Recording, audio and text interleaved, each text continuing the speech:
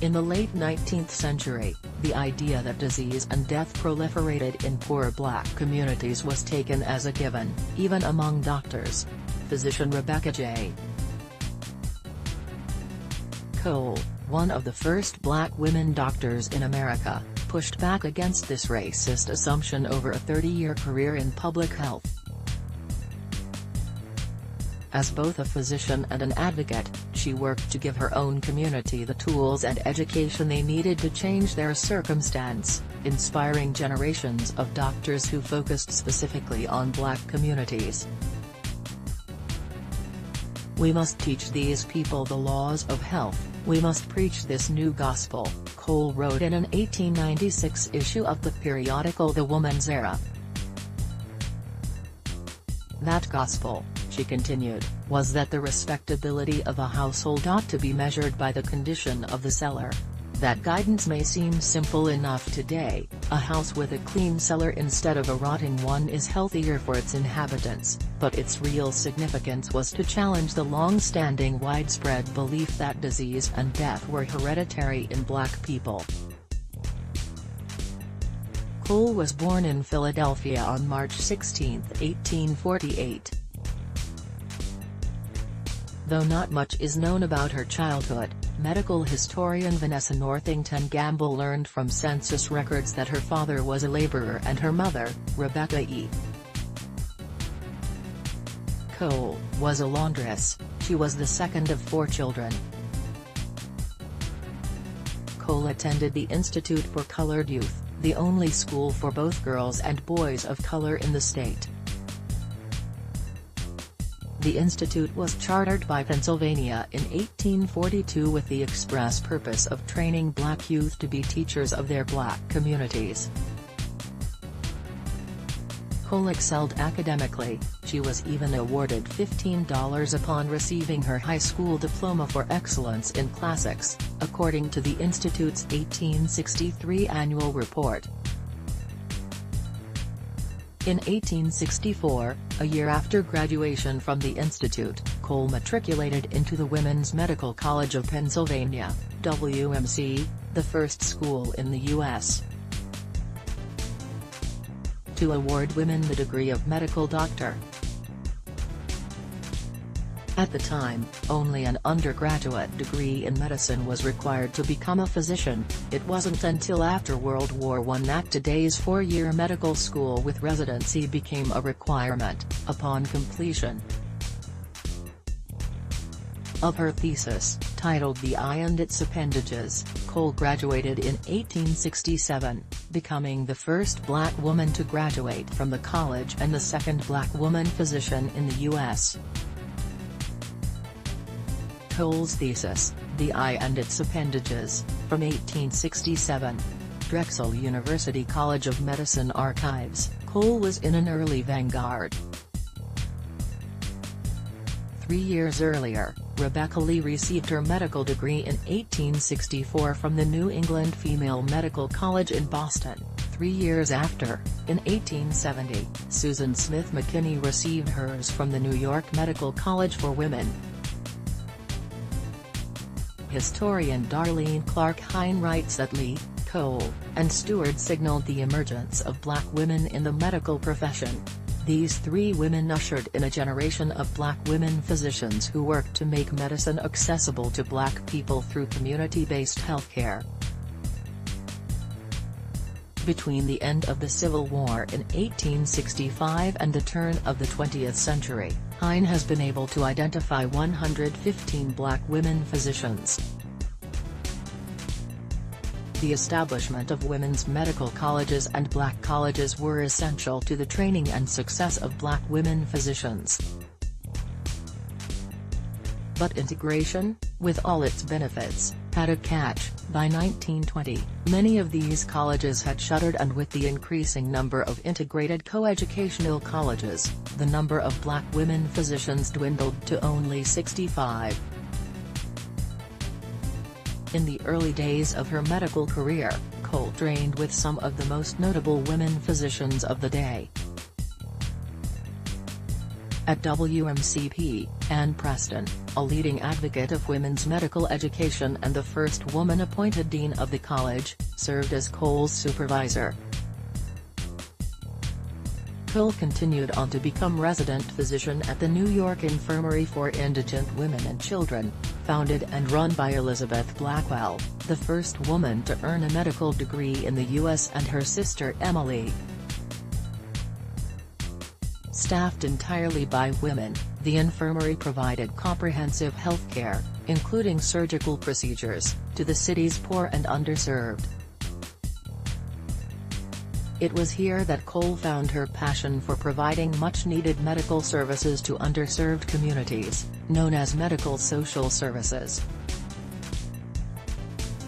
At Blackwell's Tenement House Service, a one-of-a-kind program for disease prevention that the infirmary began in 1866, Cole served as a sanitary visitor whose goal was to give simple, practical instruction to poor mothers on the management of infants and the preservation of the health of their families. In Blackwell's words. Blackwell went on to describe Cole as an intelligent young colored physician, who carried on this work with tact and care. After New York, Cole practiced medicine in Columbia, South Carolina. Though the details of her time there are scant, an 1885 article from the Cleveland Gazette said that she held a leading position as physician in one of the institutions of the state. Sometime before the end of Reconstruction, Cole returned to her Philadelphia home and quickly became a well-respected advocate for black women and for the poor.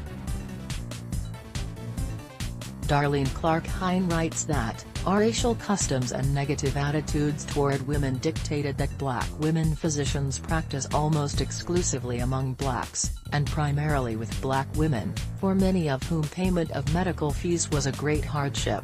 Cole did this to great effect.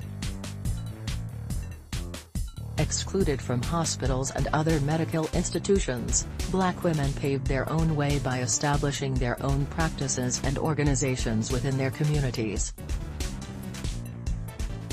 Combining the knowledge and skills she acquired in Blackwell's Tenement House Service and her lived experience within Philadelphia's black community, Cole founded the Woman's Directory with fellow physician Charlotte Abbey.